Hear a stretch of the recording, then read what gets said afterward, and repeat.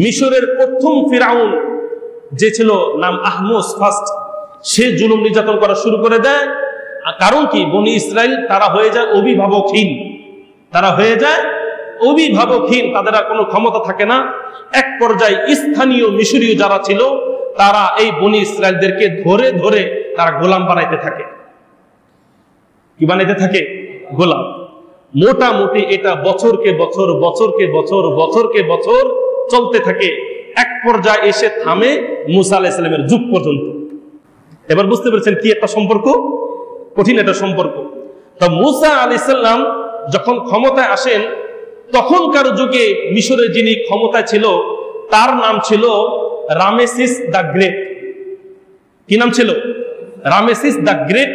আর Ibn Kathir তিনি বলেছেন তার নাম ছিল ওয়ালিদ ইবনে মুসআব। কিন্তু ইতিহাসের পাতায় ইউটিউবে সার্চ করবেন, গুগলে সার্চ করবেন, উইকিপিডিয়ায় সার্চ করবেন, যেখানে সার্চ করবেন ফিরআউন তিনি সবচেয়ে বেশি পরিচিত, সেটা হলো রামেসিস দ্য গ্রেট। أرسله الله تعالى بالحق بشيرا ونذيرا وداعيا إلى الله بإذنه وسراجا منيرا أعوذ بالله من الشيطان الرجيم بسم الله الرحمن الرحيم وإذ نجيناكم من آل فرعون يسومونكم سوء العذاب يذبحون أبناءكم ويستحيون نساءكم وفي ذلكم بلاء من ربكم عظيم صدق الله مولانا العظيم সকলে মহব্বতের সাথে দুরূদ শরীফ পড়ি। اللهم صل على محمد وعلى آل محمد كما صليت على إبراهيم وعلى آل إبراهيم إنك حميد مجيد اللهم بارك على محمد وعلى آل محمد كما باركت على إبراهيم وعلى آل إبراهيم إنك حميد مجيد الحمد لله আল্লাহ রাব্বুল আলামিনের দরবারে লক্ষ কোটি শুকরিয়া যে মহান তাবারক ওয়া তাআলা আমাদেরকে তার মহান হুকুম ইশার নামাজ জামাতের সাথে আদায় করার তৌফিক দান করেছেন। নামাজের পরে দুনিয়াবি কোনো কাজে আমাদেরকে ব্যস্ত না করিয়ে কোরআনের মজলিস, কোরআনের তাফসীরের মজলিসে আল্লাহ রাব্বুল আলামিন বসার তৌফিক দান করেছেন। এই জন্য আমরা সকলে অন্তরে গহীন থেকে উচ্চ কণ্ঠে বলি আলহামদুলিল্লাহ। সম্মানিত মুসলিম ভাইরা, আজকে তাফসীর হবে সূরা বাকারার 49 নম্বর আয়াতে। এই 49 নম্বর আয়াত, এই আয়াতের পূর্বে একটি পর্ব শুরু হয়েছিল যেখানে আল্লাহ রাব্বুল আলামিন বনি ইসরাইলদেরকে ডাক দিয়ে তাদের উপর আল্লাহ তাআলার দেওয়া নিয়ামতের কথা স্মরণ করিয়ে দিয়েছিলেন যে হে বনি ইসরাইল, তোমরা স্মরণ করো ওই নিয়ামতের কথা যে নিয়ামত আমি আল্লাহ বিশেষভাবে তোমাদেরকে দান করেছিলাম। কিন্তু নিয়ামতের কথা কিন্তু বিস্তারিত বর্ণনা হয় না, শুধু বলেছিলেন আল্লাহ। এই কথা বলে আল্লাহ রাব্বুল আলামিন বনি ইসরাইল সহ কিয়ামত পর্যন্ত আগত সমস্ত মানুষকে সতর্ক করে দিয়েছিলেন এক পরকাল সম্পর্কে, যেই দিনে কেউ কারো কোনো উপকারে আসবে না, যেই দিন কারো সুপারিশ, আবেদন, কোনো আপিল আল্লাহ তাআলা গ্রহণ করবেন না, যেই দিনে কারো থেকে জাহান্নামের থেকে মুক্তি বাবদ কোনো মুক্তিপণ আল্লাহ তাআলা গ্রহণ করবেন না, যেই পরকালে কেউ কারো সাহায্যে আসবে না, সেই পরকালকে আল্লাহ রাব্বুল আলামিন ভয় করতে বলেছিলেন। আর আজকে যে আয়াতটি তিলাওয়াত করলাম এটি হলো সূরা বাকারা 49 নম্বর আয়াত। মূলত এই আয়াত থেকে আল্লাহ রাব্বুল আলামিন ওই যে নিয়ামতের কথা যে বলছিলাম, আল্লাহ তাআলা বলেছিলেন নিয়ামতের কথা, সেটা মূলত বিস্তারিত আকারে শুরু হচ্ছে। তা আজকে যে নিয়ামতের কথা বলবো, যেটা আল্লাহ রাব্বুল আলামিন বনী ইসরাইলদেরকে দিয়েছিলেন, সেটা হলো 1 নম্বর নিয়ামত। সেটা কি বলেন? 1 নম্বর নিয়ামত। প্রথমে আমরা আয়াতের তরজমা শুনবো, এরপর এই আয়াতের আলোকে যে তাফসীর বা ইতিহাস যে তথ্যগুলি আছে সেগুলো ইনশাআল্লাহ আল্লাহ যদি আমাকে তৌফিক দান করেন সংক্ষিপ্ত আকারে আপনাদের সামনে উপস্থাপন করব ইনশাআল্লাহ। প্রথমে আমরা একটু মনোযোগ সহকারে আয়াতটির তরজমা শুনি। বিসমিল্লাহির রহমানির রহিম। ওয়াইদ, স্মরণ করো। ঈদ মানে স্মরণ করো, পিছনের কথা স্মরণ করো। পিছনের কথা স্মরণ করানোর পূর্বে করানোর জন্য আল্লাহ রাব্বুল আলামিন একটা শব্দ ব্যবহার করেন, শব্দটা হলো ঈদ, মানে উযকুর, স্মরণ করো ওই কথা, ওই ঘটনা। ওয়াইদ, স্মরণ করো সেই দিনের কথা। নাজ্জাইনাকুম, আমি আল্লাহ তোমাদেরকে মুক্তি দিয়েছিলাম। নাজ্জাইনাকুম, তোমাদেরকে নাজাত দিয়েছিলাম। মিন আলি ফিরআউন, ফিরআউনের বংশধরদের থেকে, ফিরআউন বংশীয় যারা ছিল তাদের থেকে, ফিরআউন বংশের লোকদের থেকে, ফিরআউন পরিবার লোকদের থেকে আমি তোমাদেরকে নাজাত দান করেছিলাম। তোমরা, তোমরা বলতে কারা? বনী ইসরাইল, বনী ইসরাইলকে বলছে। ওয়াইদ নাজ্জাইনাকুম মিন আলি ফিরআউন, স্মরণ করো সেই দিনের কথা যেদিন আমি আল্লাহ তোমাদেরকে নাজাত দান করেছিলাম ফিরআউন বংশধরদের থেকে। তারা কি কষ্ট দিয়েছিল তোমাদেরকে? ইয়াসুমুনাকুম সুআল আযাব, ইয়াসুমুনাকুম সুআল আযাব, যারা তোমাদেরকে মর্মান্তিক শাস্তি দিয়েছিল। বনী ইসরাইলদেরকে শাস্তি দিত ফিরআউন এবং তার বংশধর, তার বংশের লোকেরা। ইয়াসুমুনাকুম সুআল আযাব, দুইটা মিলে অর্থ হবে মর্মান্তিক শাস্তি। কি বললাম ভাই? মর্মান্তিক শাস্তি। ইয়াসুমুনাকুম সুআল আযাব, খুবই এমন শাস্তি যেটা খুবই বেদনাদায়ক, এমন শাস্তি যেটা শুনলেই কি বলে দেহের পশম দাঁড়িয়ে যায়, যেটা শুনলে গা শিহরে ওঠে, এমন কষ্ট দিয়েছিল যারা। সেই কষ্টটা কি? এটা আবার আল্লাহ তাআলা ব্যাখ্যা করছে। সেই কষ্টটা কি? ইউযাব্বিহুনা, তারা জবাই করত, আবনাআকুম, তোমাদের ছেলেদেরকে, পুরুষদেরকে, ছেলেদেরকে ধরে ধরে জবাই করত। ওয়ায়াস্তাহিয়ুনা নিসাআকুম, তোমাদের নারীদেরকে বাঁচিয়ে রাখত।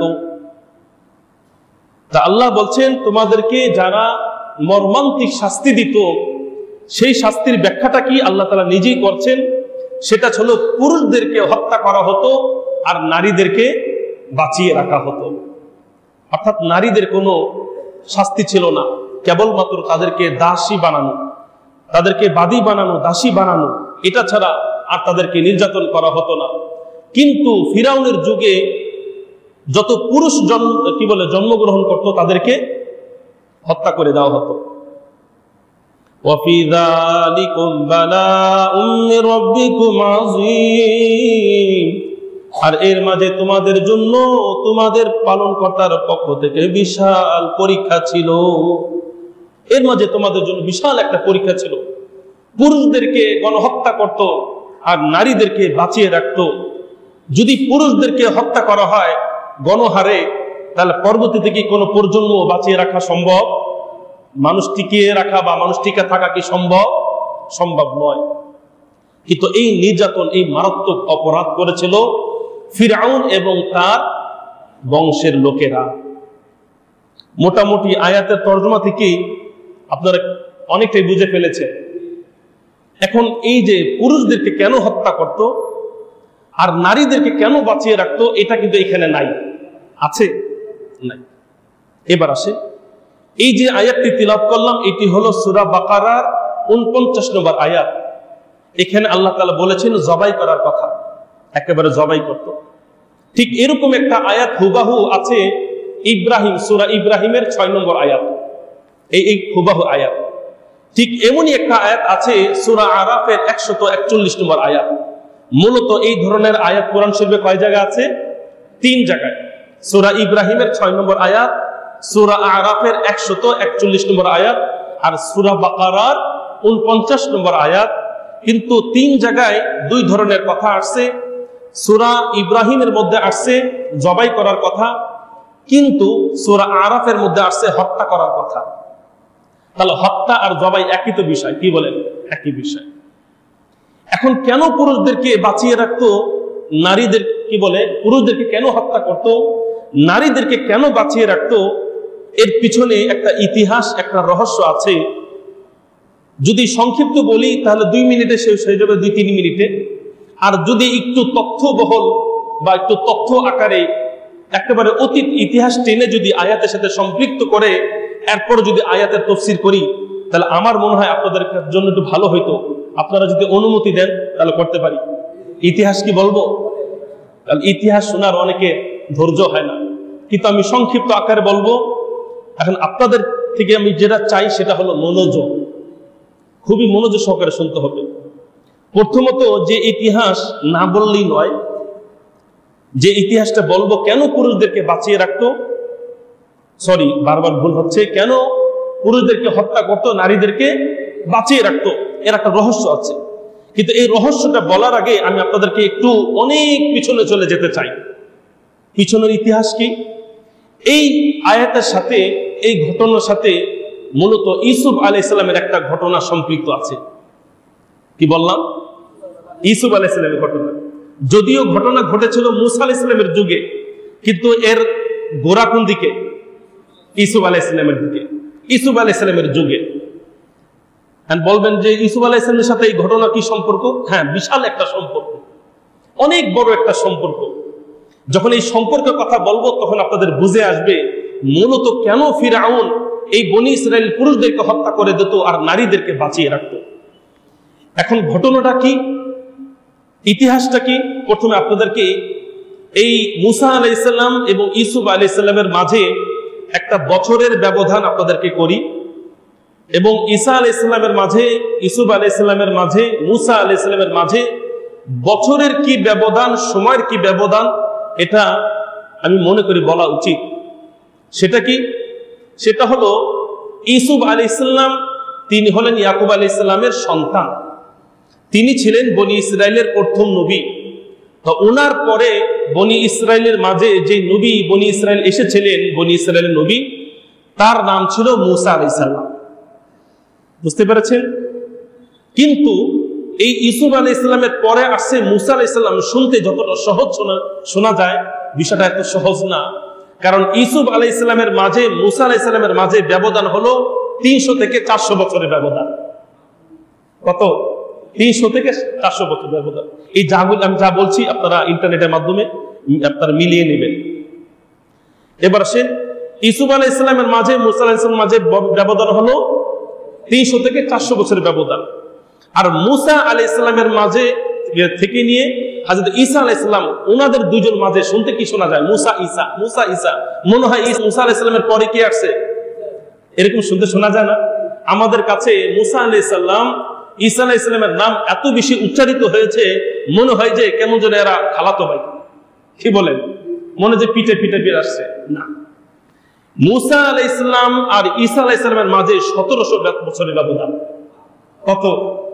1700 বছর অথবা 1600 বছর। 1700 বছর, 1700 বছর ব্যবধান হলো মুসা আলাইহিস সালাম আর ঈসা আলাইহিস সালামের মাঝে, দীর্ঘ একটা ব্যবধান। সেই হিসেবে ঈসা আলাইহিস সালাম আর ইউসুফ আলাইহিস সালামের মাঝে ব্যবধান হলো 2000 অথবা 2100, 2100 বছরের ব্যবধান। কত বললাম ভাই? 2000 অথবা 2100 বছরের ব্যবধান।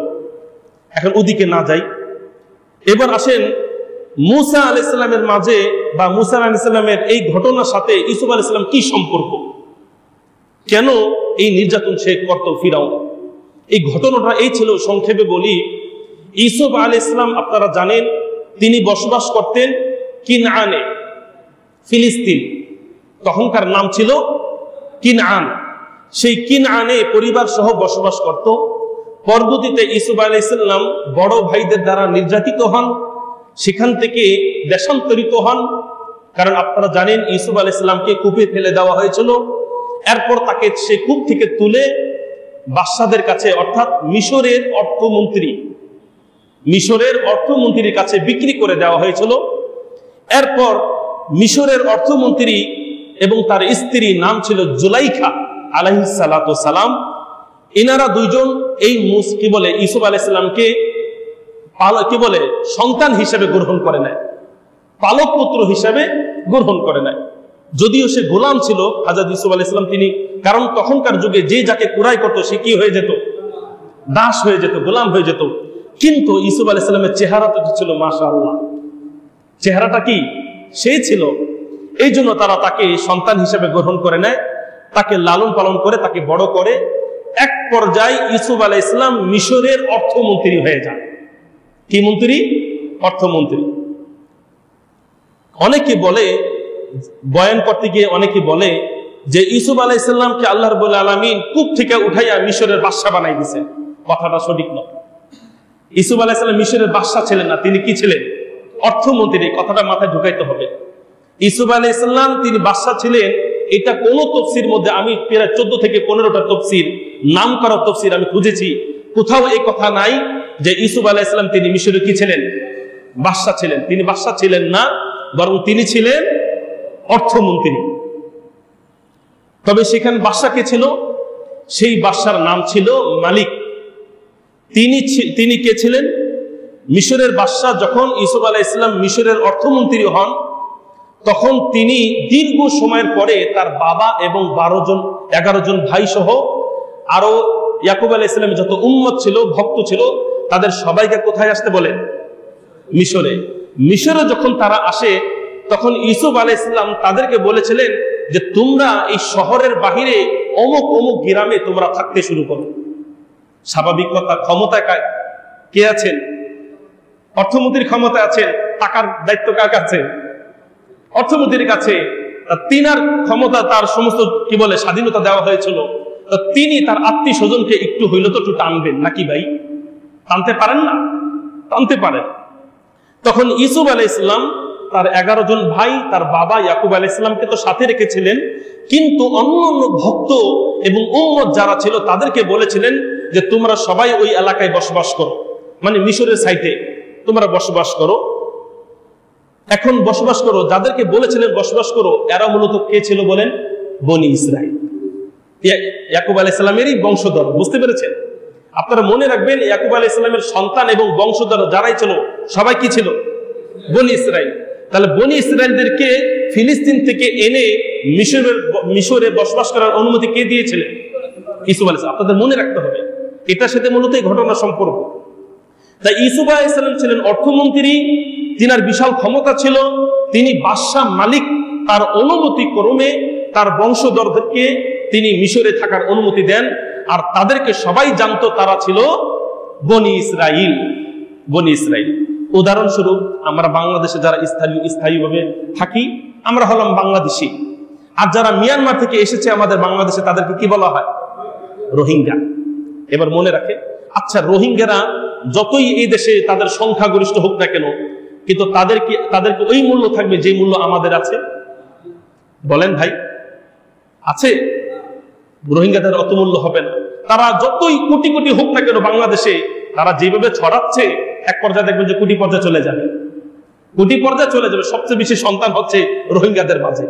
যাই হোক, ওদিকে যাচ্ছি না। তার রোহিঙ্গারা সংখ্যায় প্রতি বছর প্রচুর পরিমাণ বাড়তেছে, কিন্তু যতই বাড়ুক, বুক টান করে কথা বলার মতন ক্ষমতা কাদের আছে? একমাত্র আমরা বাংলাদেশি যারা আছি। হুবাহু যখন ফিলিস্তিনের মানুষ এসে থাকলো মিশরে, মিশরে কিন্তু স্থানীয় লোক ছিল, ধরে নিতে পারেন বাংলাদেশি। আর যারা বনি ইসরাইল ছিল তারা এক ধরনের কি, ধরে নেন, উদাহরণস্বরূপ, আবার রোহিঙ্গা বানাই দিয়েন না, ধরে নেন, বোঝানোর জন্য বলতেছি। এখন এই যে মিশরে স্থানীয় মিশরি আর হলো বহিরাগত বনি ইসরাইল, তাহলে মূল্য কাদের বেশি?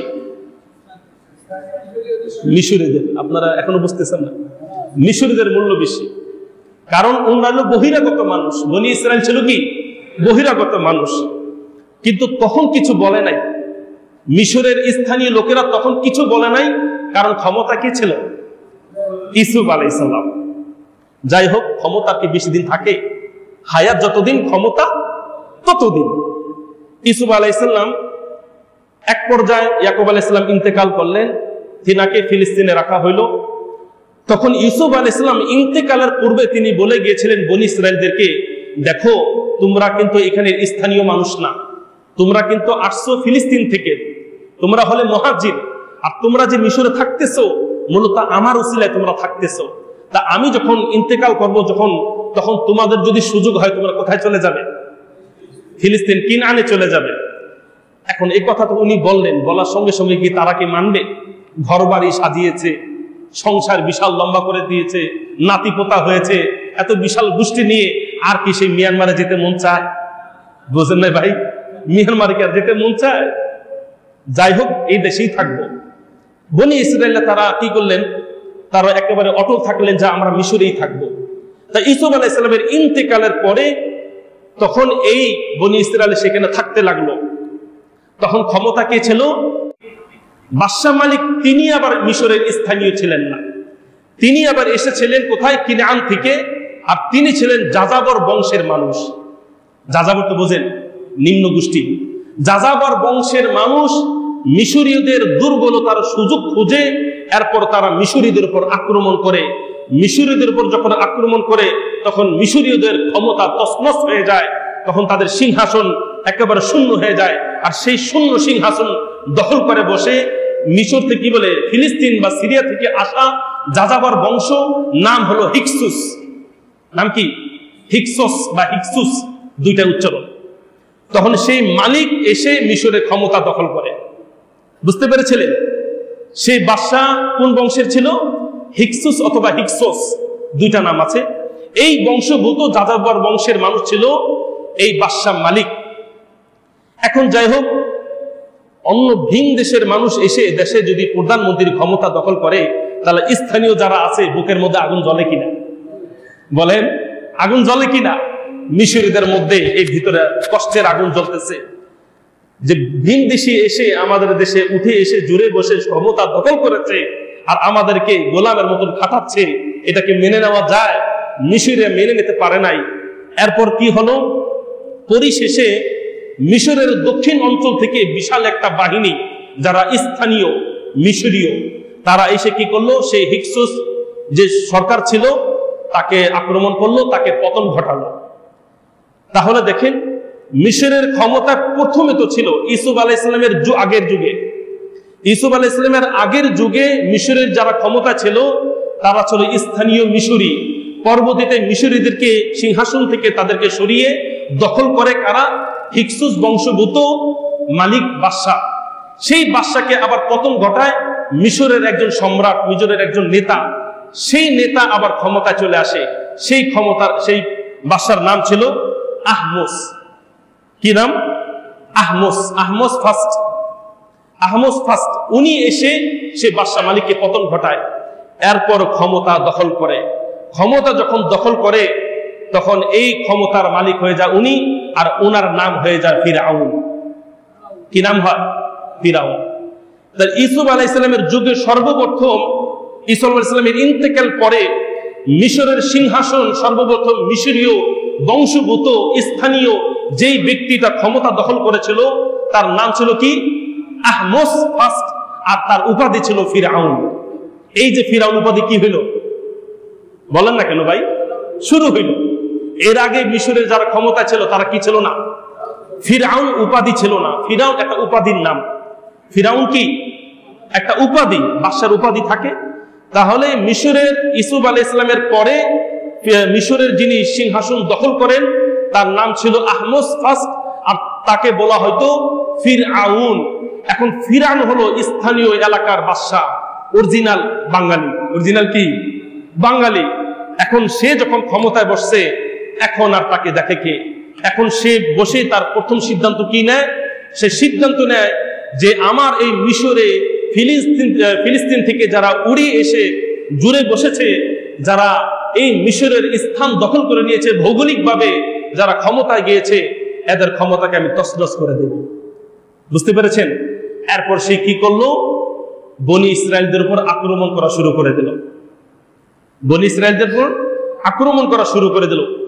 তাহলে মূসা আলাইহিস সালামের যুগে যে বনি ইসরায়েলদের উপর ফিরআউন আক্রমণ করত, এটা শুধু তখনকার যুগে না, বরং কখন থেকে শুরু হয়েছে? প্রায় 300 থেকে 400 বছর আগে থেকে। মিশরের প্রথম ফিরআউন যে ছিল, নাম আহমস ফার্স্ট, সে জুলুম নির্যাতন করা শুরু করে দেয়। কারণ কি? বনি ইসরায়েল তারা হয়ে যায় অভিভাবকহীন, তারা হয়ে যায় অভিভাবকহীন, তাদের আর কোনো ক্ষমতা থাকে না। এক পর্যায়ে স্থানীয় মিশরীয় যারা ছিল, তারা এই বনি ইসরায়েলদেরকে ধরে ধরে তারা গোলাম বানাইতে থাকে। কি বানাইতে থাকে? গোলাম। মোটামুটি এটা বছরকে বছর বছরকে বছর বছরকে বছর চলতে থাকে। এক পর্যায়ে এসে থামে মূসা আলাইহিস সালামের যুগ পর্যন্ত। এবার বুঝতে পেরেছেন কি একটা সম্পর্ক? কঠিন একটা সম্পর্ক। তো মূসা আলাইহিস সালাম যখন ক্ষমতায় আসেন, তখনকার যুগে মিশরের যিনি ক্ষমতায় ছিল তার নাম ছিল রামেসিস দ্য গ্রেট। কি নাম ছিল? Ramesses the great. আর ইবনে কাসির তিনি বলেছেন তার নাম ছিল ওয়ালিদ ইবনে মুসআব। কিন্তু ইতিহাসের পাতায় ইউটিউবে সার্চ করবেন, গুগলে সার্চ করবেন, উইকিপিডিয়ায় সার্চ করবেন, যেখানে সার্চ করবেন ফিরআউন তিনি সবচেয়ে বেশি পরিচিত, সেটা হলো রামেসিস দ্য গ্রেট। বুঝতে পেরেছেন? মূসা আলাইহিস সালামের যুগে যিনি ক্ষমতায় ছিল তার নামও ফিরআউন, কিন্তু তার নাম ফিরআউন না, বরং ইউসুফ আলাইহিস সালামের পরে যারাই মিশরের ক্ষমতা অধিষ্ঠিত হয়েছিল তাদের প্রত্যেকের উপাধি কি ছিল? ফিরআউন। কিন্তু নাম কি ছিল? বলেন না কেন ভাই? নাম ভিন্ন ছিল। ইউসুফ আলাইহিস সালামের যুগে যে ফিরআউন ছিল তার নাম ছিল আহমস, আর মূসা আলাইহিস সালামের যুগে যে ফিরআউন ছিল, ইতিহাস দুইটা নাম বলে, একটা হলো রামেসিস দ্য গ্রেট, আরেকটা হলো মেরনেত্তা। আরেকটা কি? মেরনেত্তা। এই মেরনেত্তা হলো রামেসিস দ্য গ্রেটের সন্তান, উনিও ফিরআউন ছিল। বুঝতে পেরেছেন? হ্যাঁ। এখন বলবেন, প্রশ্ন করবেন যে বর্তমান মিশরের জাদুঘরে যে মোমের তৈরি যে ফিরআউনটা আছে উনি কে? এই ব্যাপারে দুইটা মত আছে। কেউ কেউ বলেন যে বর্তমান মিশরে যে ফিরআউনকে মমি করা হয়েছে, কেউ কেউ বলেছে এটা হলো রামেসিস দ্য গ্রেট। আবার ইতিহাস কেউ কেউ বলেছেন এ হলো মেরনেত্তা, যে ছিল রামেসিস দ্য গ্রেটের সন্তান। বুঝতে পেরেছেন? কিন্তু এই যে আপনারা শুনলেন ইতিহাস শুরুতে যে ইউসুফ আলাইহিস সালামের ইন্তেকালের পর থেকেই জুলুম নির্যাতন শুরু হয়ে যায় কাদের উপরে? আপনাদের বলতে হবে, তাহলে বুঝবো আপনারা শুনতেছেন। বনি ইসরায়েলদের উপর জুলুম শুরু হয়ে যায়। আর এই জুলুম নির্যাতন 100-200 বছর ছিল না, মূলত কয়শো বছর ছিল? প্রায় 300 থেকে 400 বছর। তাহলে বোঝেন প্রায় 300 থেকে 400 বছর পর্যন্ত যেই বনি ইসরায়েল এক সময় বুক টান করে কথা বলতো, পরবর্তীতে তারা কি হয়ে যায়? গোলাম হয়ে যায়। দাসত্বের জেলখানা থেকে তারা 300 থেকে 400 বছর পর্যন্ত বের হতে পারে নাই। আর ইউসুফ আলাইহিস সালামের পরে মূসা আলাইহিস সালামের পর্যন্ত মোট 6 থেকে 7 জন ফিরআউন এই মিশরের ক্ষমতায় এসেছিল। মিশরের ক্ষমতায় এসেছিল। এখন মূসা আলাইহিস সালামের যুগে এবার আসেন মূল ঘটনায়। মূসা আলাইহিস সালামের যুগে যে ফিরআউন ছিল তার নাম ছিল রামেসিস দ্য গ্রেট। সে দাম্ভিকতা, অহংকার, জুলুম নির্যাতন একেবারে চূড়ান্ত পর্যায়ে চলে গিয়েছিল। প্রত্যেকটা সরকারই তো কম বেশি জুলুম নির্যাতন করে জনগণকে, কি বলে? কম বেশি। কিন্তু এই মূসা আলাইহিস সালামের যুগে যে ফিরআউন ছিল তার জুলুম নির্যাতন ছিল একেবারে আকাশচুম্বী, চূড়ান্ত পর্যায়ে। এই যে আপনি বুঝতেছেন, এই যে ছেলেদেরকে কি করতো? হত্যা করতো, আর নারীদেরকে বাঁচিয়ে রাখতো। আচ্ছা, আমাদের দেশে সরকার যদি বলে যে পুলিশ আর্মিদেরকে যদি বলে সমস্ত যুবক পুরুষদেরকে হত্যা করে দাও, বিষয়টা কি আপনারা কি সাধারণভাবে দেখবেন? কত মর্মান্তিক, একটু উপলব্ধি করেন। তাহলে মূসা আলাইহিস সালাম এবার আসেন, মজার একটা ঘটনা। এই ফিরআউন কেন বলেছিল পুরুষদেরকে হত্যা করতে হবে আর নারীদেরকে বাঁচিয়ে রাখতে হবে? এই যে আপনাদেরকে বললাম যে 300 থেকে 400 বছর পর্যন্ত বনি ইসরাইল যারা ছিল তারা মূলত ছিল কি? গোলাম। আপনারা বলেন যারা গোলাম থাকে, চাকর থাকে, তাদের কি ভালো মানুষ কি ভালো নজরে দেখে? ভালো নজরে দেখে? দেখে না। তাহলে মূলত মিশরে যারা বনি ইসরাইল ছিল তাদের কোনো দামই ছিল না। যত নিম্নমানের কাজ আছে সমস্ত নিম্নমানের কাজে যাদেরকে শ্রমিক বানাইতো, তারা কারা? বনী ইসরাইল। সবচেয়ে কষ্টসাধ্য কাজ যাদেরকে করানো হতো, তারা কারা ছিল? বনী ইসরাইল। যাদেরকে ঘরের চাকর বানানো হইতো, যাদেরকে ড্রেন পরিষ্কার করানো হইতো, যাদেরকে দারোয়ান বানানো হইতো, যাদের পিঠে বিভিন্ন পাথর টেনে টেনে গাধার মতন খাটানো হতো, তারা কারা ছিল? বনী ইসরাইল। কতটা মর্মান্তিক দিন কাল তাদের অতিবাহিত হচ্ছিল এই বনী ইসরাইল। তাদেরকে এক কথায় আমি আপনাদেরকে বলি, তাদেরকে ফিরাউন এবং ফিরাউন স্থানীয় মিশরি, তাদেরকে বলা হইতো কিবতি। কি বলা হইতো? কিবতি, মানে স্থানীয়। আমাদেরকে বলা হয় বাঙালি, আর যারা মিয়ানমার থেকে আসছে তাদেরকে বলা হয় রোহিঙ্গা। তাদেরকে কি বাঙালি বলা হবে? আমাদেরকে কি রোহিঙ্গা বলা হবে? হবে না। তাহলে বনী ইসরাইল যারা এসেছিল বাহির থেকে, তাদেরকে বলা হয়তো বনী ইসরাইল, আর মিশরে স্থানীয় যারা ছিল তাদেরকে বলা হয়তো কিবতি। এই কিবতি, ওই যে মিন বললাম মিন আলি ফিরাউন, মানে ফিরাউনের বংশধর, অর্থাৎ কিবতি যারা ছিল, তারা বনী ইসরাইলদেরকে এক কথায় মানুষ মনে করতো না, কোন ধরনের মানুষই মনে করতো না। মানবতা বনী ইসরাইল থেকে কেমন যেন কিপ্তিদের অন্তর থেকে উঠে গিয়েছিল। কিপ্তিদের অন্তরে বনী ইসরাইলদের প্রতি সামান্য পরিমাণ কোনো মায়া দয়া ছিল না। আর এই মুহূর্তে একটা ঘটনা ঘটে যায়। সেই ঘটনা কি?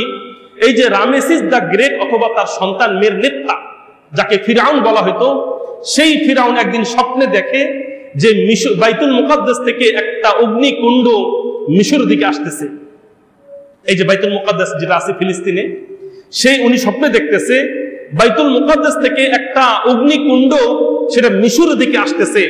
এক পর্যায়ে মিশরের মধ্যে ঢুকে পড়ে অগ্নিকুণ্ড মিশরের মধ্যে ঢুকে, এরপরে ছিন্ন ছিন্ন হয়ে বিভিন্ন কিবতীদের বাসায় ঢুকে।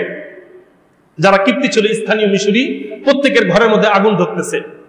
কিন্তু সেই ফিরাউন স্বপ্নে দেখলো যে মিশর থেকে একটা অগ্নিকুণ্ড আসলো, মিশরে ঢুকলো, ঢুকার পরে খন্ড খন্ড আকারে কিবতীদের মধ্যে ঘরে ঢুকলো, কিন্তু বনী ইসরাইলের ঘরে ঢুকলো না। মাথা নষ্ট। কি দেখলাম আমি? সকালবেলা সবাইকে ডাকছে, যারা জ্যোতিষী ছিল, কি বলে গণক ছিল, তাদের সবাইকে ডাকলো। ডাকার পরে বলতেছে, এই শোনো, আমি গতকালকে স্বপ্নে দেখলাম যে বাইতুল মুকাদ্দাস থেকে একটা অগ্নিকুণ্ড এসে আমার মিশর রাজত্বের মধ্যে ঢুকলো, এরপর আমার এলাকার যারা ছিল কিপ্তি, প্রত্যেকের ঘরে ঢুকলো, কিন্তু আগুনের কোন টুকরা বনী ইসরায়েলের ঘরে ঢুকলো না। আমার মাথায় কথাটা ঢুকতেছে না, রহস্যটা কি? তখন গণকরা তারা যাচাই বাছাই করে, জ্যোতিষীবিদরা এই স্বপ্নের ব্যাখ্যা এইভাবে দিল যে বাদশাহ ওই যে মিশর থেকে যে একটা অগ্নিকুণ্ড যেটা মিশরের মধ্যে ঢুকে আপনারা দেখলেন যে বিভিন্ন কিপ্তি বাহিনীর মধ্যে ঢুকতেছে, এই স্বপ্নের ব্যাখ্যা হলো এই যে বনী ইসরায়েলের মধ্যে একটা সন্তান জন্মগ্রহণ করবে, যেই সন্তানের হাতে আপনি ফিরাউনের ক্ষমতার পতন হবে। মাথা গেছে নষ্ট হইয়া। বলে কি, এতদিন যাদেরকে গুনাই ধরতাম না, ফিরাউন বলতেছে এতদিন যাদেরকে আমি মানুষই মনে করতাম না, যাদেরকে গুনাই ধরতাম না, এখন শুনতেছি তারা নাকি আমার এই ক্ষমতার পদস্খলন ঘটাবে, আমাকে ক্ষমতাচ্যুত করবে। আচ্ছা, এই বলুন তো, এটাকে মেনে নেওয়া যায়? বিভিন্ন দেশের সরকার যখন শোনে যে আমার ক্ষমতা নড়বড় করতেছে, আমার ক্ষমতার পতন ঘটাইতে চাচ্ছে, তখন সে কি করে বলেন তো? পুলিশদেরকে কি বলে? বলেন না কেন ভাই? হত্যা করো। আমার ক্ষমতার অন্তরালে যারা আসবে, আমার ক্ষমতার সামনে যারা বাধা হয়ে আসবে, এদেরকে গুলি করে হত্যা করে দাও। কথা ঠিক কিনা বলে? প্রত্যেকটা যে কোনো দেশেই যেই সরকার নিজের ক্ষমতাকে টিকিয়ে রাখতে চায়, তার মুখ থেকে সেনাবাহিনীর কাছে একটাই কথা বের হবে, সেটা হলো যে আমার সামনে বাধা হয়ে আসবে শেষ করে দাও। কথা ঠিক কিনা বলে? এখন ফিরাউন সেই স্বপ্নে দেখলো যে বনী ইসরায়েলের একজন লোক আমার ক্ষমতা 12টা বাজাই দেবে। এখন উনার কে আর ঘুম আছে? বলেন না কেন? এখন উনি ডাক দিছে সমস্ত সেনাবাহিনীদেরকে, ডেকে বলতেছে, আজ থেকে আমি ফিরাউন তোমাদেরকে অর্ডার করলাম, এই মিশরের রাজত্বে যত পুরুষ সন্তান জন্মগ্রহণ করবে সবাইকে তুমি হত্যা করে দেবে। কারণ পুরুষকে যদি হত্যা করে দেওয়া হয়, তাহলে আমার ক্ষমতা টিকে রাখতে আর কোনো থাকবে না, আর কোনো বাধা থাকবে না। এই আদেশ মোতাবেক সকাল থেকে কার্যক্রম শুরু হয়ে গেল। কি শুরু হয়ে গেল? যেখানে পুরুষ জন্মগ্রহণ করবে সেখানে হত্যা। আপনাদেরকে কি বলবো, প্রত্যেক বছর গণহত্যা হইতো। মিশরে যত বনী ইসরায়েলের কি বলে সংসারে যত ছেলে সন্তান জন্মগ্রহণ করত তাদেরকে ফিরাউনের বাহিনী কি করে দিত? হত্যা করে দিত। এখন দেখেন এই যে প্রত্যেক বছর বনি ইসরায়েলদের সন্তানদেরকে হত্যা করে দিচ্ছে, আবার এইদিকে বনি ইসরায়েলদেরকে মূলত বিভিন্ন কাজে কর্ম খাটাইতেছে, তাহলে তাদেরকে হত্যা করার কারণে এই যারা ফিরাউনি যারা ছিল তাদের কোনো একটা ক্ষতি হচ্ছিল, সেটা কি বলেন তো? পুরুষদেরকে মেরে ফেলার কারণে তাদের শ্রমিকের অভাব করতেছে। বুঝতে পেরেছিলেন? এখন আবার মিটিং হইল। মিটিং এর মধ্যে অন্য মন্ত্রী যারা ছিল তারা ফিরাউনকে বলল, বাদশাহ সাহেব কি বলো যে আপনি যেভাবে অর্ডার করেছেন যে মিশরের মধ্যে যত পুরুষ সন্তান হবে বনি ইসরায়েলের সবাইকে হত্যা করে দিবেন, তাহলে আপনি কাজে খাটাইবেন কাদেরকে? পরবর্তীতে কাজে যারা কাজ নিবে কাদেরকে শ্রমিক বানাইবেন? পরে ফিরাউন বলে, ও হ্যাঁ ঠিকই তো, তাহলে একটা কাজ করো, 1 বছর মানুষ পুরুষদেরকে হত্যা করবা, আর 1 বছর কি করবা? বাঁচাই রাখবা। বুঝতে পেরেছেন? মানে 2025 সালে হত্যা হবে, যত পুরুষ জন্মগ্রহণ করবে 25 সালে হত্যা হবে, আর 26 সালে যারা জন্মগ্রহণ করবে তাদেরকে বাঁচিয়ে রাখা হবে। এখন মজার ঘটনা হলো, যেই বছর পুরুষদেরকে হত্যা করার আদেশ ছিল না সেই বছর হয়েছিল হযরত হারুন আলাইহিস সালাম, আর যেই বছর পুরুষদেরকে হত্যা করার কথা ছিল সেই বছর জন্মগ্রহণ করেছে মুসা আলাইহিস সালাম। এখন সেই হিসেবে মুসা আলাইহিস সালাম কোন তালের মধ্যে পড়ে বলেন তো? হত্যার তালের মধ্যে পড়ে কি না? পড়ে। এই ঘটনা বলতে গেলে তো আরো বেশি সময় চলে যায়। তা এখন ফিরাউন সেই স্বপ্ন দেখেছিল মূলত এই যে, এবার আসেন এই আয়াতের সাথে এই যে এতক্ষণ ঘটনা যে বললাম এটার মিল দেখেন। وَإِذْ نَجَّيْنَاكُمْ مِنْ آلِ فِرْعَوْنَ يَسُومُونَكُمْ سُوءَ الْعَذَابِ يُذَبِّحُونَ أَبْنَاءَكُمْ, যেই ফিরাউন তোমাদের ছেলেদেরকে মৃত্যুদণ্ড দিত, وَيَسْتَحْيُونَ نِسَاءَكُمْ, আর তোমাদের নারীদেরকে বাঁচিয়ে রাখতো। এখন যদি আপনাদেরকে প্রশ্ন করি এতক্ষণ আলোচনা করার পরে যে কেন ছেলেদেরকে বাঁচিয়ে রাখতো, কেন ছেলেদেরকে হত্যা করতো, মেয়েদেরকে বাঁচিয়ে রাখতো, এর উত্তর আপনাদের মাথার মধ্যে ঢুকছে কিনা? ছোট আকারে ঢুকছে নাকি বিস্তারিত আকারে ঢুকছে? আশা করি বিস্তারিত আকারে ঢুকছে। যেভাবে আমি বললাম সেভাবে মাথার মধ্যে ঢুকার কথা। সেটা ছিল ফিরাউনের আশঙ্কা যে আমার ক্ষমতা কি হবে, 12টা বাজবে। শেষ পর্যন্ত 12টাই বাজছিল। তো যাই হোক, তো যেই বছর মানুষ হত্যার আদেশ ছিল সেই বছর মুসা আলাইহিস সালাম জন্মগ্রহণ করে। এরপর তো কত লম্বা ঘটনা, ওদিক বলতে গেলে অনেক সময় চলে যাবে, কিন্তু আমার আয়াতের সাথে এই ঘটনা কি নাই, কোনো সম্পর্ক নাই, এই জন্য আমি আর ওদিকে যাব না। তো এইভাবে হত্যা করেছিল লাখ লাখ মানুষ হত্যা করেছিল। টোটাল ইউসুফ আলাইহিস সালামের যুগ থেকে নিয়ে মুসা আলাইহিস সালামের যুগ পর্যন্ত যত ফিরাউন ক্ষমতা এসেছিল প্রত্যেক বছর তারা বনি ইসরায়েলদের হাজার হাজার মানুষদেরকে কি করত? হত্যা করত। এই হত্যা থেকে বাঁচিয়েছেন কে? আল্লাহ। কার মাধ্যমে?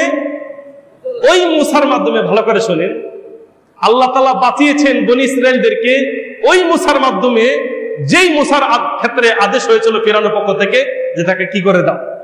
হত্যা করে দাও। আল্লাহ বলতেছেন, আরে ফিরাউনের বাচ্চা ফিরাউন, তুই আমার মুসারে মারবি, আমি মুসারে তোর ঘরে পাবো। সুবহানাল্লাহ। তুই আমার মুসারে মারবি, আমার মুসারে আমি তোর ঘরে তোর হাতে আমি বড় করবো, দেখি তুই কেমনে ঠেকাস। এখন না বললেই নয়, মনে হয় একটু বলা দরকার। কি বলেন?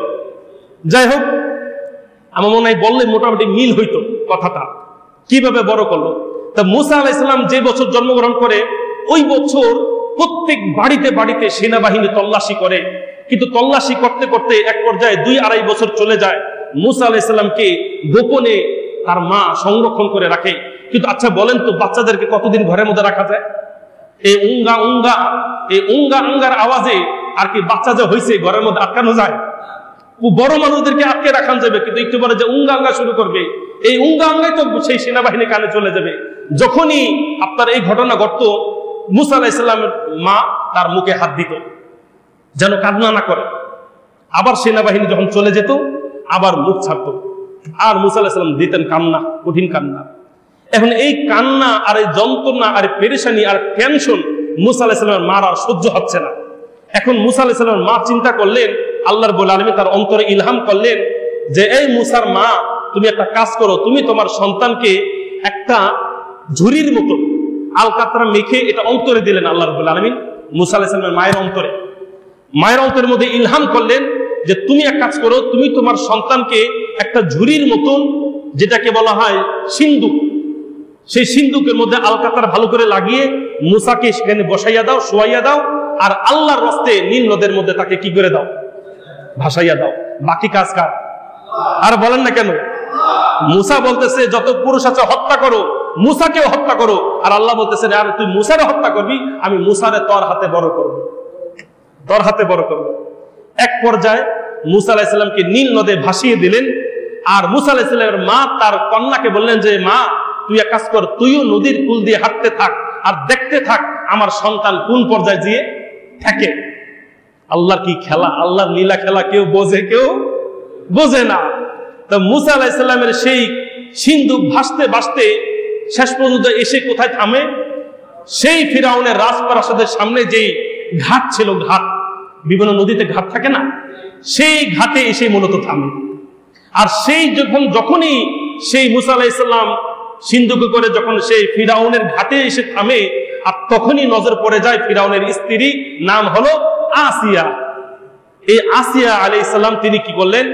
সন্তানকে দেখলেন, অথচ আসিয়ার কি ছিল না বলেন? কোনো ছেলে সন্তান ছিল না, একটা মেয়ে ছিল, কোনো ছেলে সন্তান ছিল না। এরপরে আসিয়া আলাইহিস সালাম সেই সন্তানকে দেখলেন যে তো পুরুষ ছেলে, আর আমার স্বামীর অর্ডার, আমার স্বামীর অর্ডার যত পুরুষ হবে তাকে কি করে ফেলো, শেষ করে ফেললো। কিন্তু একটা কথা আছে না ভাই, যে যারই যত গরম হোক, যেই যত গরম হোক না কেন, যার ভিতরে যত ক্ষমতা থাকুক না, কিন্তু বোর কাছে কি বলেন না কেন ভাই, বোর কাছে বিড়াল।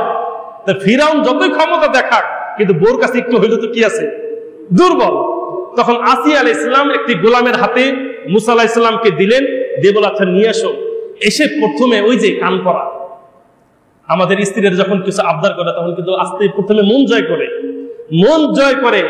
বুঝবেন যখনই স্ত্রীরা মন জয় করতে চায়, হঠাৎ করে দেখবেন তাদের কথার মধ্যে একটু নম্রতা চলে আসছে, একটু ভালোবাসা উতরাইয়া পড়তেছে, তখন বুঝবেন একটু পরে হয়তো একটু দাবি করবে, কিছু একটু পরে কি করবে, দাবি করবে। আর ভাই যারা বিয়ে করছেন তারা তো সবাই জানে, যখন কিছু দাবি থাকে তাদের, হুট করে দাবির কথা বলে না, তখন একটু রোমান্টিক হয়ে যায়। কি হয়ে যায়? রোমান্টিক। এরপর রোমান্টিক পর্যায়ে যে এক পর্যায়ে কি বলে যে আমার একটা চেন পছন্দ হয়েছিল, কিনা দেবেননি? আমার একটা শাড়ি পছন্দ হয়েছিল, কিনা দেবেননি? তা মুসা আলাইহিস সালাম হুট করে তো তার কথা বলা যায় না, তখন আসিয়া আলাইহিস সালাম ফিরাউনের কাছে এসে তখন তার সাথে অনেক সুন্দর গল্প গুজব করে। স্বামী তো সবসময় রূপ মেজাজি থাকে, কিন্তু আসিয়া আলাইহিস সালাম তাকে সুন্দর সুন্দর কথা বলে তার মনটাকে নরম করে, নরম করার পরে এক পর্যায়ে বলে আচ্ছা আমাদের তো ছেলে সন্তান নাই, আর হয় কিনা, তুমি তো থাক সারাদিন ক্ষমতা নিয়া, সন্তান হয় কিনা এটা তো সন্দেহ, তাহলে একটা কাজ করো, আমার না একটা সন্তান পালতে মন চাইতেছে। ফিরাউন বলতেছে যে সন্তান পালবা, কই থেকে পালবা? এখান থেকে পালো। না না না, আমি একটা সন্তান পাইছি নদীতে, সেই সন্তানটাকে আমি সন্তান হিসেবে পালতে চাইতেছি। এখন ফিরাউন প্রথমে তো সে মেনে নেবে না, সে মেনে নেবে না। কিন্তু এক পর্যায়ে আসিয়া আলাইহিস সালাম তাকে বললেন যে তুমি তো বলেছিলা যে বনি ইসরায়েলের ঘরে যদি কোনো সন্তান হয় তাকে হত্যা করে দিতে, কিন্তু এই সন্তান না যে বনি ইসরায়েলের সন্তান, এটা তুমি কেমনে জানো? এটা তো কি নাই, কোনো রেকর্ড নাই, গ্যারান্টি নাই, তথ্য নাই, প্রমাণ নাই। এই বিভিন্ন কৌশলে মূলত ফিরাউনকে কে রাজি করায়? আসিয়া আলাইহিস সালাম। আর এই ফিরাউন রাজি হয়ে যায়। এক পর্যায়ে সেই ফিরাউনের ঘরের মধ্যেই, যে ফিরাউন বলেছিল সবাইকে হত্যা করে দাও, যেই বছর হত্যার আদেশ ছিল সেই বছরই মুসার জন্ম হয়েছিল। কিন্তু আল্লাহ রাব্বুল আলামিন তার নবীকে, তার প্রিয় বান্দাকে কখনো তিনি ধ্বংসের মধ্যে ঠেলে দেন না। তিনি যেভাবে হোক তার বান্দাকে বাঁচাবেন, যেমন তা বাঁচিয়েছিলেন আল্লাহ মুসা আলাইহিস সালামকে ফিরাউনের হাত থেকে, ফিরাউনের হাতেই তাকে লালন করে। সুবহানাল্লাহি বিহামদিহি। এরপর কি ঘটনা? এরপর তো এই যে লম্বা ঘটনা, মুসা আলাইহিস সালাম বড় হইলেন। বড় হওয়ার পরে ফিরাউন জানতে পারলো যে মুসা হলো কি মূলত বনি ইসরায়েলের লোক, বনি ইসরায়েলের লোক। তখন মাথা থাবড়ায়, তখন মাথা থাবড়ায় বলে হায় রে কি করলাম, এতদিন কারে বড় করলাম, কারে বড় করলাম, এই তো দেখি সেই কি বনি ইসরায়েল। এক পর্যায়ে কি হলো, তখন যাই হোক বনি ইসরায়েলের প্রতি কিন্তু ফিরাউনের একটা কি ছিল, মায়া ছিল, একটা মায়া ছিল। যতদিন পর্যন্ত তিনি নবী ছিলেন না ততদিন পর্যন্ত মুসার প্রতি কি ছিল, একটা মায়া ছিল। তিনি অনেকবার ফিরাউনকে বুঝাইতেন হযরত মুসা আলাইহিস সালাম। কিন্তু এক পর্যায়ে মুসা আলাইহিস সালাম তিনি কি করলেন, একটা কিপ্তিকে হত্যা করে ঘুষি মেরে কি করে দিলেন, মেরে ফেললেন মুসা আলাইহিস সালাম। তখনই তিনি নবী ছিলেন না, ভালো করে শোনেন। মুসা আলাইহিস সালাম ধাপে ধাপে বড় হইলেন ফিরাউনের ঘরে।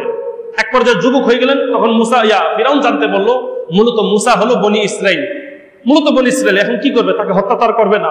ওই এক পর্যায়ে হত্যার বিধানটা রহিত হয়ে গেল। রহিত হওয়ার পরে মুসা আলাইহিস সালাম সেই স্থানীয় ফিরাউনের বংশধরের একটা ব্যক্তি কিপ্তি, তাকে এমন একটা বক্সিং মারে। আপনাদেরকে বলি, মুসা আলাইহিস সালাম একটা লোক ছিলেন, একটা কি বলেন, বিশাল পাহলওয়ান ছিলেন মুসা আলাইহিস সালাম। মোটামুটি দেখতে শুনতে মাশাআল্লাহ হাট্টাকাট্টা ছিলেন। সেই মুসা আলাইহিস সালাম একটা কিপ্তিকে হত্যা করেন। হত্যা করার পরে ফিরাউন আবার আদেশ করে যে মুসারে যেখানে পাও সেখান থেকে কি করে নিয়ে আসো, ধরে নিয়ে আসো। এরপর মুসা আলাইহিস সালাম তিনি সেখান থেকে হিজরত করে চলে গেলেন মাদিয়ান শহরে। মাদিয়ান চলে গেলেন। মাদিয়ান কোথায়? মাদিয়ান যারা সৌদি আরবে গিয়েছেন, সৌদি আরব থেকে প্রায় অনেক কিলোমিটার দূরে হলো মাদিয়ান শহর। সেই মাদিয়ানে চলে গেলেন মুসা আলাইহিস সালাম। মাদিয়ানে যাওয়ার পরে সেখানে আবার তিনি পেলেন কাকে? শুআয়ব আলাইহিস সালামকে। তাকে বললেন আমাকে কাজে রেখে দেন, তিনিও তাকে কাজে রেখে দিলেন। এরপর তিনি নবুয়ত পেলেন। নবুয়ত পাওয়ার পরে এরপর তিনি আবার আসলেন কোথায়? মিশরে।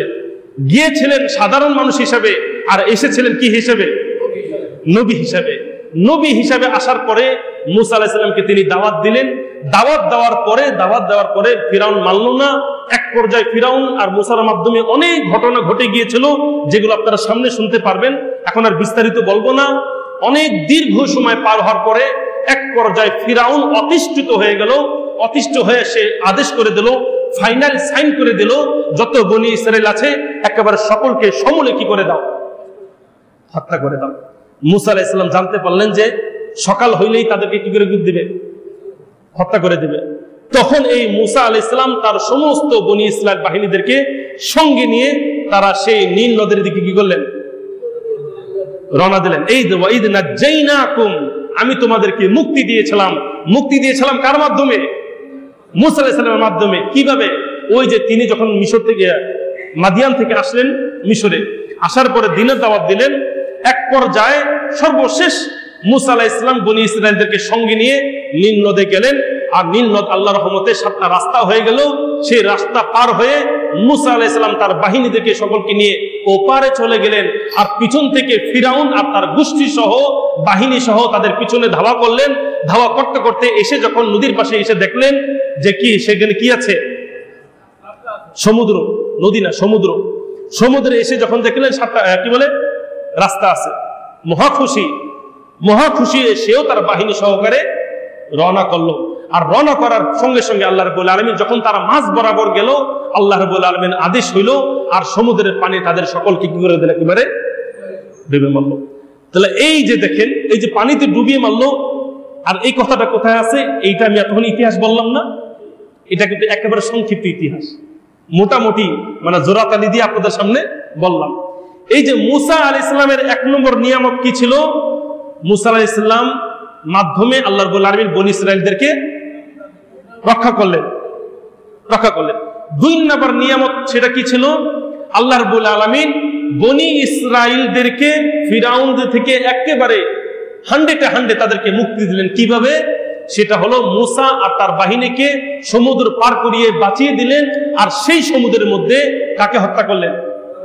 ফিরাউন আর তার বাহিনীকে। এই কথাটা যে পরের আয়াতে বলতেছে, দেখেন, ওয়াইদ ফারাকনা, স্মরণ করো সেই দিনের কথা, ফারাকনা বিকুমুল বাহরা, যেদিন আমি তোমাদের জন্য সমুদ্রকে আমি কি করে দিলাম, ভাগ করে দিলাম, পথ বানিয়ে দিলাম তোমাদের জন্য। সমুদ্রকে চিহ্ন করে দিলাম, ভাগ করে দিলাম। ফানজাইনাকুম, এরপর আমি তোমাদেরকে নাজাত দিলাম। ওয়া আগরাকনা আলা ফিরাউন, আর ফিরাউন সবাইকে আমি পানির মধ্যে ডুবিয়ে মারলাম। ওয়া আনতুম তানজুরুন, আর তোমরা নিজেদের চোখেই দেখতেছিলে। এই যে পর্যন্ত ঘটনা। তাহলে দেখেন আয়াত বললাম কয়টা? 2 আয়াত। আর এই 2টা আয়াত বুঝাইতে যে কত কথা বলতে হইল, অনেক কথা। তাহলে মুসা আলাইহিস সালামের জন্ম থেকে শুরু করে মোটামুটি তার মাধ্যমে বনি ইসরাইলরা রক্ষা পেল আর ফিরাউনরা ডুবে মরল। মোটামুটি এই 2টা আয়াতের মাধ্যমে পুরো ঘটনাটা আপনাদের সামনে উপস্থাপন করলাম।